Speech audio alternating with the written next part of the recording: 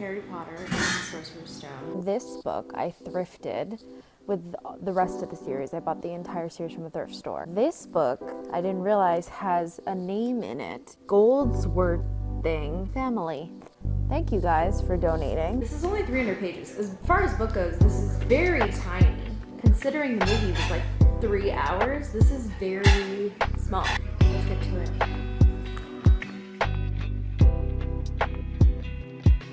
Okay, I'm gonna call it a night for tonight. It's 12:30.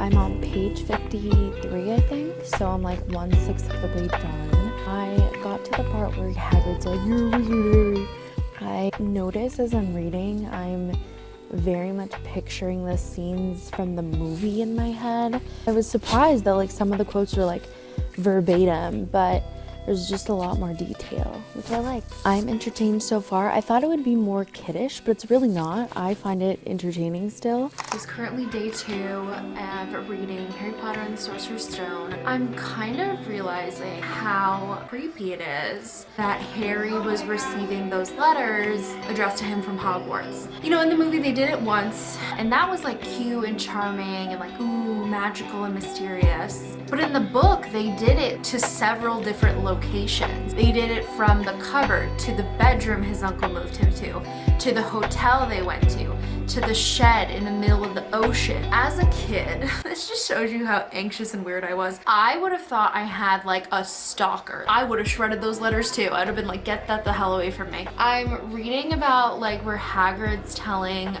Harry like the whole story about his parents. I didn't realize how much back and forth there was. I guess in the movie they like chopped it down a lot, and Hagrid is telling him more about his history and more about Voldemort like right away. Feels a little bit like not organic. I'm finding the book to be really, really interesting. The books were just way more detailed and way more fun. I thought it was interesting how they actually started this book in the perspective of the Dursleys. You know, like I didn't think the Dursleys like saw wizards out in public, but like because Voldemort died, I guess I never thought like how they would react. In the movie, they kind of like cut straight to like Harry being brought to the Dursleys, not their reaction to Voldemort being defeated by this little kid. And they were just like so happy. They were celebrating in the streets. Like that's so cool. I didn't think about that. So I like that little background. So I'm gonna keep reading for the night. I'm about halfway through. We just got to Hogwarts. Harry was just sorted into Gryffindor. We met Ron and his family, and then Hermione. I already hate Draco. My sister is such a stan of him, and I understand that it is just the work of powerful editors and Wattpad writers and fan fiction creators that have started this obsession with Draco Malfoy. I just don't fall into that category. I'm hoping that the books give him more of an angle. The movies really did not show me anything that was like worth even liking, so I'm really hoping that the books do him justice. And then also I thought it was funny in like equipment, they were like, you can bring an owl or a cat or a toad. I would go with an owl. I really want an owl. I think they're so pretty. I loved Hedwig in the movie. Also, this is just like a weird thing like that I just noticed. Very, very bookish and like into it, but the pages in this book, I don't know if you can see, they're a lot thicker than normal book pages, even for a hardcover. I don't know if it's just this edition or the Harry Potter books in general, but they feel so lovely when I turn them. So my goal is to finish it by this weekend, but I have to go to sleep now because I have work tomorrow very early. It is officially Halloween. I am very much in the Harry Potter spirit. I have 40 pages left. I am so close. So it is October 29th. I just finished the first Harry Potter book, Harry Potter and the Sorcerer's Stone. I felt like it restored something in my childhood that was lost. It was so cute and so charming. This book is really, really short. I don't know why, but the movie felt so long. This kind of like flew by. I finished it, I think, in 3 days, and I had work for all those 3 days, so I was just reading it at night and it went pretty fast. Pretty good. Wasn't amazing, but it was pretty good. 4 stars. It also just kind of reminded me of like, you know, being a kid for Halloween and Christmas. They had all the Christmas decorations. There were all these traditions like Quidditch and stuff. I really want a Weasley sweater. Anyway, I'm going to be starting Harry Potter and the Chamber of Secrets now. I'm a bit concerned about this book because this movie was my least favorite. Hoping that the writing conveys the story better than the movie did. Like I said, it's Halloween weekend, so I feel like it's like a nice vibe. It's a nice aesthetic to be reading Harry Potter. Hi guys, so it's been a literal year since that last segment was filmed. I'm so sorry that this video got put to the back burner, but now it is back to the forefront of my mind as we are entering spooky season of 2022. And you know how I know it's real? I lit a candle. I'm wearing a sweater, even though it's like 85 degrees outside. I don't care, it's September. And you know what, I'm here for the vibes. I think that Harry Potter is something that just makes spooky season. Even as someone who wasn't really into that whole franchise for a very long time, like it was still very much a fixture in spooky season. And we are starting with Harry Potter and the Chamber of Secrets. I'm hoping that this will reinvigorate my interest in the series and get the ball rolling. Hello, it is November 1st, so Merry Christmas. As you can see, I am back in my backyard again, and it's giving me November 9th vibes. I did that YouTube video about a year ago, and honestly, it's making me so emotional just thinking about it. If you haven't read November 9th, by the way, go ahead and read it, and also watch my video on my reaction to it after you've read it. But today, we're here for a different book, which is Harry Potter, the Chamber of Secrets. I think for this book, what I'm gonna do, I'm going to write with a Write-Tech pen because of my job. I met one of my really good friends, Jasmine, and we obsess over pens together. There we go. It is such a lovely point, and then I also am gonna write with, so this is the type of highlighter I'm using, very aesthetic. I'm gonna actually link below an Amazon link to both of these things because I did order them on Amazon. Like Harry's coming home and he's describing what it's like being in the regular world after, you know, going the whole year in Hogwarts. Not that I've been to Hogwarts, but it actually is that kind of jarring feeling you feel when you leave like Disney or like, you know, Universal, like where you can actually go see Hogwarts, to go back to like, you know, regular life right after. I just actually came from Disney World and it sucks to go back. And honestly, like I feel so bad that he's saying like he missed the castle, he missed the passageways, the ghosts, his classes, like his friends, like, you know, all of that. I have a question for you guys. If you were to go to Hogwarts, he's describing Quidditch, do you think you'd actually be on the team? Because like I know right now, like I love magic, I would love to go to Hogwarts. That is not for me. Never have any dream of being on the Quidditch team. I'm getting anxious thinking about a hypothetical game. Oh my god! This is so upsetting. They won't let the owl out of the cage. That makes me like furious. Poor baby. I like this line where it says, "Wish they could see famous Harry Potter now," he thought savagely as he spread manure on the flower beds, his back aching, sweat running down his face. It is kind of bizarre that like he's this like legend at school and then they treat him like dirt at home. I love the illustrations. Look at this. Dobby. Yay, Ron to the rescue. Am I looking at a picture of the character from Cars? The one with the mustache? You know what I wonder? They're using a compass to drive the car to the Weasley's house. I wonder if you were in a flying car and you turned your GPS on your phone, would it still sort of tell you where to go? Would it be like, you're off course, off course? I think it's such a cute little detail that Ron's dad is obsessed with like Muggle stuff and works in Muggle artifacts. It kind of reminds me of The Little Mermaid a little bit. And the fact that they both have red hair, like I'm like, come on, look at this stuff. Isn't it neat? Ron is like, it's not much, sorry. And Harry's like, it's wonderful. I actually really loved the Weasley's house. One thing that I'm actually really sad about is that the Weasley's house is not a part of Universal or Harry Potter World. I would love to walk through the Weasley's house. The needles that are knitting by themselves, the gnomes out front. It's chaotic and it's beautiful. I know you can't tell by my camera, but it's getting extremely dark. So I'm gonna continue to read inside.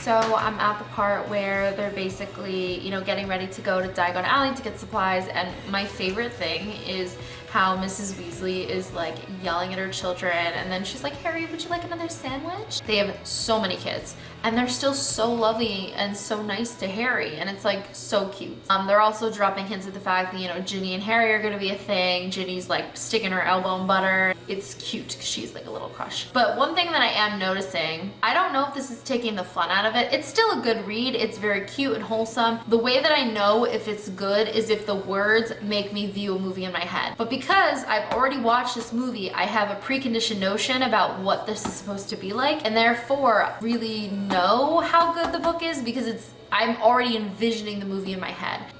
They're gonna go to the Leaky Cauldron. So I actually went there to eat this time in Harry Potter World. Honestly, it was so cool. I think by far the coolest thing in Harry Potter World is just the dedication to the realm and the characters. So when I was in the Leaky Cauldron, I got myself, it's all English food by the way, and I believe I got some form of a chicken sandwich. I remember I was like, can I have a Diet Coke? By the way, I'm a Diet Coke fiend. I'm like that kind of crazy. The person who worked there said, I'm sorry, you're mentioning a drink from a different land. I just thought that was such a cool touch. So Harry says, it was difficult not to feel jealous of Ron when he thought of the Dursleys and the sort of welcome he would expect next time he turned up on Privé Drive. Harry sees Ron and his loving family, and he feels extremely jealous of the kind of life he's experiencing. And I know from the movies, as the book goes on, Ron gets more and more jealous of the attention that Harry's getting as a result of, you know, being famous and having the scar on his forehead. So I'm about a third of the way done so far. I'm on page 100 and there's about 330 pages in this book. What I find funny is like up until about 20 pages ago, nothing really happened. It was a lot of like world building. I expected it in the beginning a little bit, but this is like just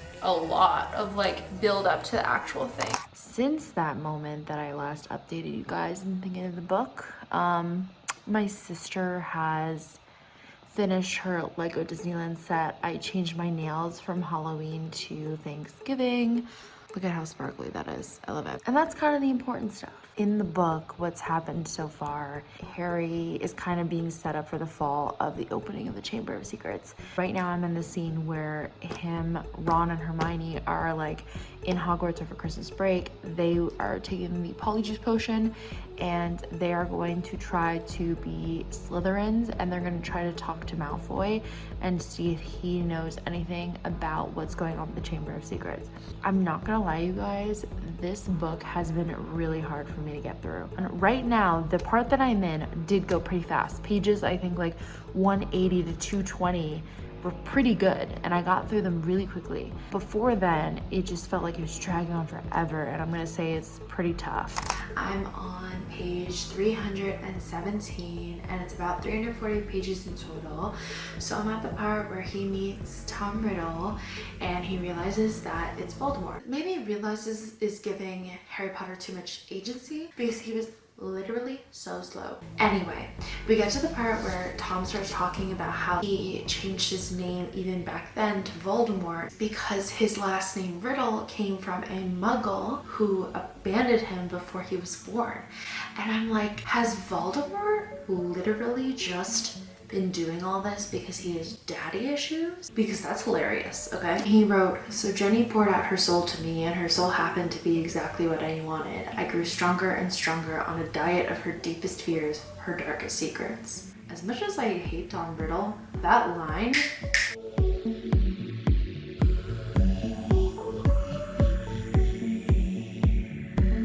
is 12:30 in the morning. But I just finished Harry Potter and the Chamber of Secrets. I think I would rate it 3 stars. I don't think it was like groundbreaking, but I definitely would say that the last bit of it picked up a lot for me. I loved the holiday settings. I loved the descriptions of the school. Again, I did have myself being pulled out a little bit because I kept thinking of the movie in the relation to the book. Like in this one, I kept thinking of the basilisk as white, but actually he was bright green. I just had to take out the Prisoner of Azkaban. I do not understand the struggle of getting it out of here, and this whole top section fell on my face. The things I do for you guys, please appreciate me, thank you. I just opened this book and it says in big writing, this book belongs to Sean. I won't say his last name, his full last name, his phone number, and his address. Your mom probably donated this, and now some random YouTuber has your possibly still active phone number, your address, and your full name. Oh my god, should I like call Sean? Cause I don't wanna think you're in the mood tonight. Whether we in the crib. So I'm on page 121. There's a sentence that says, tears leaked out of the crinkled corners of Hagrid's beetle black eyes. She couldn't have just said he had brown eyes. I am officially halfway through Harry Potter and the Prisoner of Azkaban. I read about 80 pages last night. I was so deep into it, I went to bed at 2 a.m. and then when I went to sleep, I continued to dream about Harry Potter. So I'm sufficiently hooked onto the book. I think I'm also getting really excited because this week I am going to Universal, so I'm gonna go back to Harry Potter World. I'm so freaking excited. I don't know if I'm gonna be in the middle of this book when I'm there or if I'm gonna be a Goblet of Fire when I'm there. Either way, I'm very excited. But one thing I did notice is that Cedric Diggory is in this book. In the third movie, he was not there yet. But, like, they kind of introduced him as like a really good Quidditch player. He's also described very differently. Like, he's described as like very big and bulky. Obviously, Robert Pattinson is not that. So they took some liberties with the casting. So yeah, I'm really glad that I am halfway through at this point. Since we last spoke, I went to Harry Potter World. I spent a couple of days in Florida. I think that now that I've been reading the books for a while and I'm almost done with book number 3, it kind of made me appreciate the universe and Harry Potter World a lot more. I didn't quite get to finish before I went, but like it put me in such a mood, and now I'm on page 370 out of 435, so a little less than 100 pages left. I'm at the part where Sirius finally finds Harry Potter and they kind of have a confrontation with Sirius, Lupin, Snape, Scabbers, who's actually Peter Pettigrew. I think this scene right now is just a little bit long. Like, I think the way that they're doing it is not to the point. Like, you're just like, oh my god, give me more information, give me more information. I think what's funny is that Prisoner of Azkaban is actually my second favorite movie of the entire series, and I think that it's actually better than the book. That's very odd for me. Usually I like the book a lot better. This book is still good. I still like it better than the second book. I really did not like Chamber of Secrets. You're telling me that they have a time turner. What is the purpose of that if not to prevent life-altering events? Things like Voldemort, the Potters dying, watching what happened to Harry Potter. You're telling me no one thought to use that for anything other than giving this girl more time to complete more classes? I just finished Harry Potter and Prisoner of Azkaban. This is the only book I've read in February. I think this is my favorite book of all the books so far. I think I'd give this a 3.5. This is also my second favorite movie in the series, and the first favorite movie is the next book, which is Goblet of Fire. So I'm really excited to read that book next. I'm currently avoiding my house right now, and so I thought I'd pop in Barnes & Nobles and start book number 4. So I'm home now, and the whole day I finished 175 pages. But the pacing of this book is crazy. There's 700 pages, I'm on 175, and they've only just gotten on the boat to Hogwarts. They're not even in Hogwarts yet. Hi guys, it is midnight. I'm on page 284, so I have a hefty amount left. I just got to the part where Harry's like, his name appeared out of the Goblet of Fire, and Cedric is like, how'd you do it? And Harry was like, I don't even know why I was in there. I feel like so much has happened, but so little at the same time. It's very confusing. Ron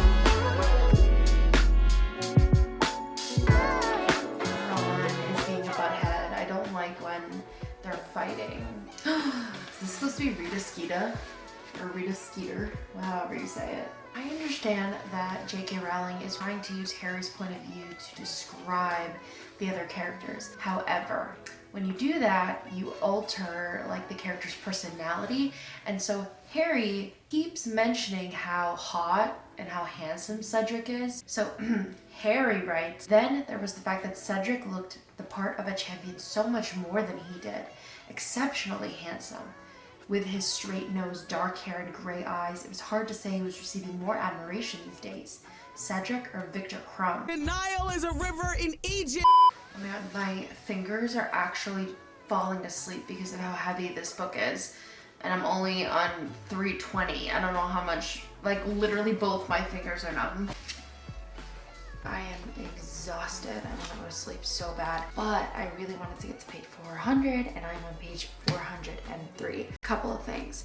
Number one, I think it's so cute how Ron's mom is like so concerned about Harry. He's only 14, like he's too young to appreciate it, but I feel like as an adult, he's gonna be really grateful for her and like how much she cares about him and how she checks on him and everything like that. Additionally, I think it's really strange that this tournament, they talk about how dangerous it is and all of these wizards like died in the past. Meanwhile, Harry's still using his invisibility cloak to go to Hogsmeade for a butterbeer because that's not allowed. Another thing is that they're getting more into like the elves rebellion, and they have this scene where Dobby and Winky have started working Hogwarts, and Dobby's like, I love freedom, I love my clothes. And then also Dumbledore offered him like a salary, and then Dobby negotiated for a lower salary because he doesn't like payment. And it's like going down this weird avenue, and I don't know where it's going because in the movies they completely did not address that. Additionally, we just got to the Yule Ball where they're like asking people to go, and Ron's being a dunce and like didn't realize that Hermione wanted to go with him, and Ginny is like really upset because Harry wanted to go with Cho Chang, with her. These boys are stupid. Right now I'm so tired.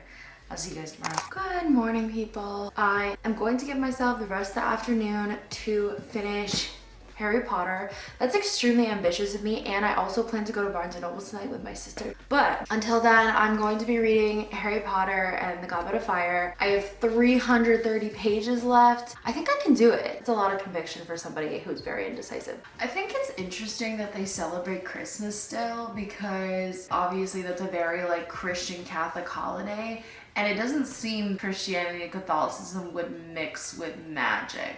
Why they would still celebrate it when they don't obey any other like Muggle traditions. Side note, to set up the camera like this, okay, so my bedroom is facing the street, the blinds are open, and all I keep thinking was that I'm setting up a camera to face my bed as I'm getting on it, and if anyone walks by the street, they are gonna think I am some unsavory person. Everyone's pretty surprised that he's going with Hermione, and so he's finally like talking for the first time in this book. But every time he talks, he has an accent. He's a Russian accent. And so J.K. Rowling is like writing it as if the letters are mixed up. So instead of saying W, he says V. And the same with Fleur. She puts like Z's in there instead of like TH. I don't know. I think it's just annoying because the spelling's all messed up. I think what should have been done is that you write it normally and then you could make a comment like she spoke in a thick French accent and then just write it like normal. Why is Harry so stupid? He literally, I was just about to say Edward. Cedric literally told him what to do. He was like, go to the bathroom, take a bath, take your egg with you. And Harry's like, I just keep taking out of my trunk and hoping something's gonna happen. He says, in any case, it seemed to him that if Cedric had really wanted to give Harry a hand, he would have been a lot more explicit. What, like knock you over the head with it? Stupid? Oh no. Did Rita Skeeter write about the fact that Hagrid is half giant? That's so upsetting. I just can't imagine anyone saying that Hagrid is running a campaign of intimidation. He's literally the nicest person ever. I don't approve of this slander. I love Hagrid so much. Oh, finally, Moaning Myrtle basically threw him a freebie and told him to stick it underwater. So now it's singing, come seek us where our voices sound. We cannot sing above the ground. And while you're searching, ponder this. We've taken what you'll sorely miss. An hour long you'll have to look, and to recover what we took. Past an hour, the prospect's black. Too late, it's gone, it won't come back. I love how prettily they say they're gonna murder your friends if you don't find them in time.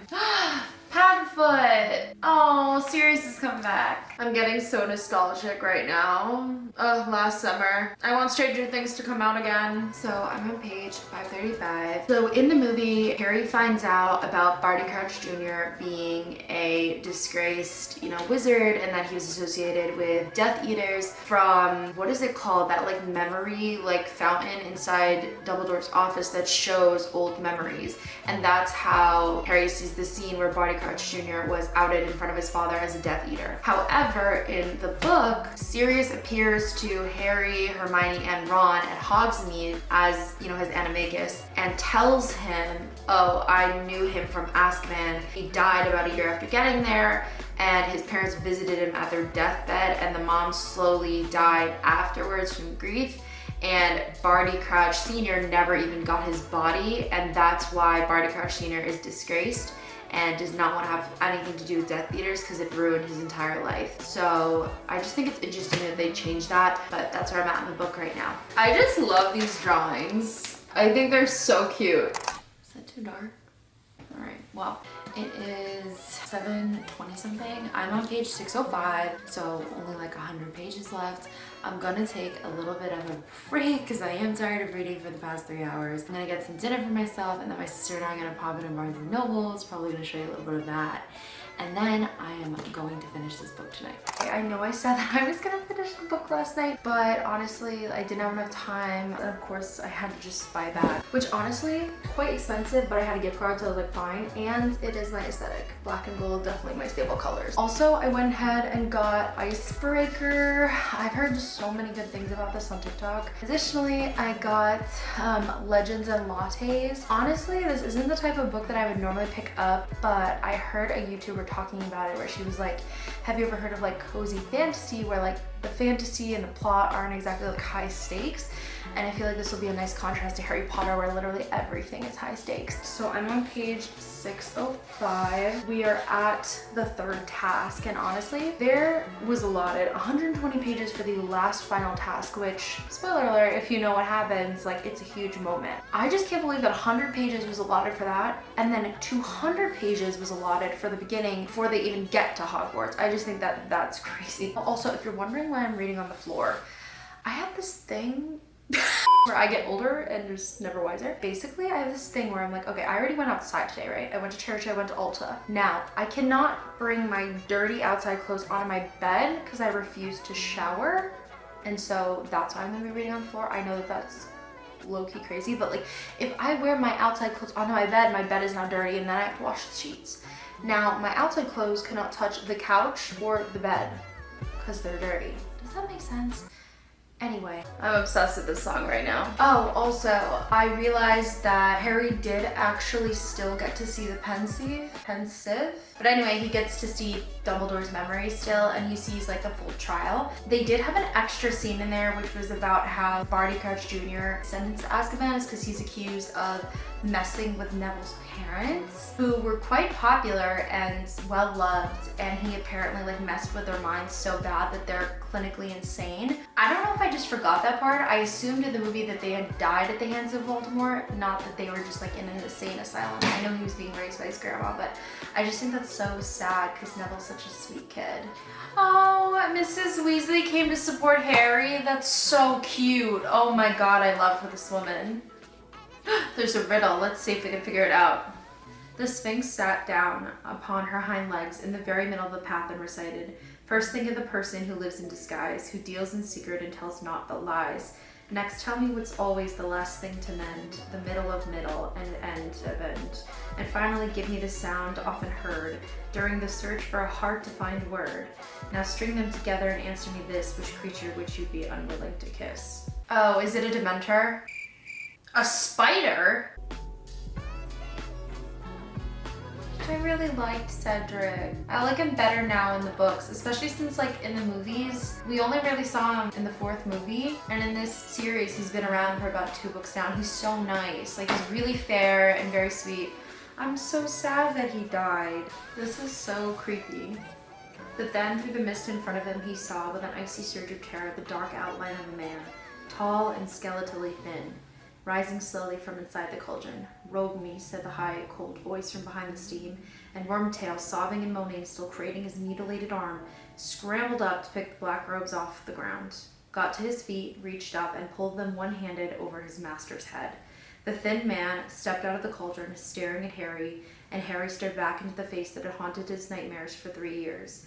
Whiter than a skull, with wide, livid, scarlet eyes, and a nose that was as flat as a snake's with slits for nostrils, Lord Voldemort had risen again. That just gave me chills. Literal chills. Oh my god. I finished! Oh my god. 734 pages, I'm done. This was my favorite book so far. Even though I'd already watched the movie, like the last good 100 pages, especially, just flew by. Obviously they had to cut a lot for the movie, so like there were scenes in here thankfully that I had never heard of before, and also like, I don't know, I feel like I'm comprehending a lot more from reading the books than I did watching the movies. I like adore this one. I think I'm gonna give it 4 stars, which is the first in the series that I've given 4 stars. The rest I've given 3. This movie is actually my favorite, and I think the book is gonna be my favorite too. I'm so excited! Part 2 is on its way. Please bear with me while I read and edit at the same time. Never again can I say never have ever read the first 4 books in the Harry Potter series. I will see you guys in part 2. Subscribe so that you don't miss it. I love you guys. Bye! Yes. Half-Blood Prince 6. Where's 5? Where is it? Where is it? Where is it? Oh, yes. Huh. Number 5. Order of Phoenix. Woo! Got it.